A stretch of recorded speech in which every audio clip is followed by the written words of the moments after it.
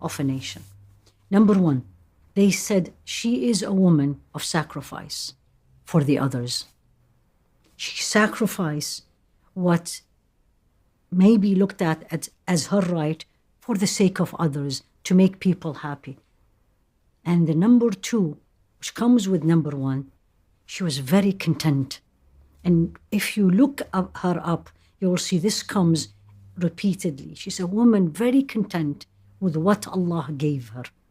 The content she has, that she knew in her household, she had women, because Rasul ﷺ married, as we know, in that time, more than one wife at that time. So she had Sayyidah Aisha, and she had Sayyidah Zainab, and she had Sayyidah Salama. They were all his wives. From among them, number one, she never compared herself with them. She never felt jealous from any one of them.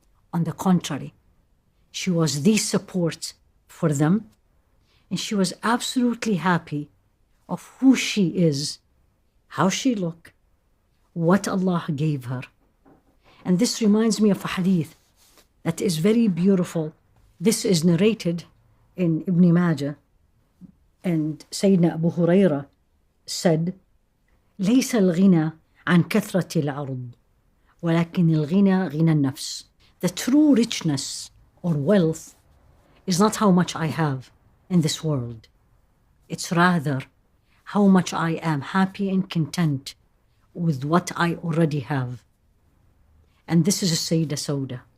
As we are talking about her content, there is a saying to Sayyidina Abu Hurairah. Some says that it is said by Rasul alayhi salatu wasalam.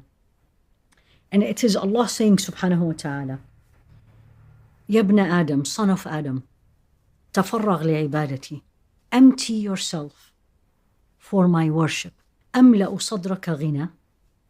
I will fill your chest and your heart with contentment. وأسد فقرك. And I'm going to suffice and fulfill your needs. وإن لم تفعل ملأت صدرك شغلا ولم أسد فقرك. And if you're not going to be content with what I gave you, and instead you're going to be running around trying to get everything else that others have, this is what will happen. And that's the continuation of the statement. And you'll always feel that you are in need. This is the uniqueness of Sayyidah Sauda. If she compared herself with the others, she would have seen that I don't have enough. I'm not like the others. They are better than me, prettier than me. She did not. She didn't even wasted her time in this. Rather, she focused on what she has to use it to build her legacy. And Allah gave her this contentment, and she used it to the point, at one point, she wanted to focus more on Allah subhanahu wa ta'ala, spend more time in worship. And she said to Rasul alayhi salatu wasalam, he was worried about her because of her character, that the other wives may make her feel less. She said, let me just spend my time with Allah subhanahu wa ta'ala, and I'm going to give my day to Sayyidah Aisha. To the point that Sayyidah Aisha said the following about her: I have never wanted to be another woman except one woman. I wanted to be a Sayyidah Sauda. How passionate she was, how much a giver she was. And this is actually reported. So you can be a devout person, you can be content, you can be simple, but also you can be fun. And she said the following: she prayed with the Rasul alayhi salatu wasalam behind him, and he went for sajda, and it was a long sajda. And then when she got up after the salah, she looked at him and says, Ya Rasulullah, this was long. I felt my nose will bleed. Second funny story, she was actually with the other wives of Rasul alayhi salatu wasalam, and they start talking about Dajjal, the false Messiah. She got scared.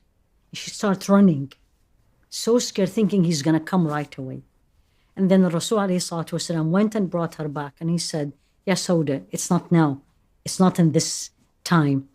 And she looked down and started laughing because of the feelings she had. She died in Medina, and she was buried in Medina, in Al-Baqi'.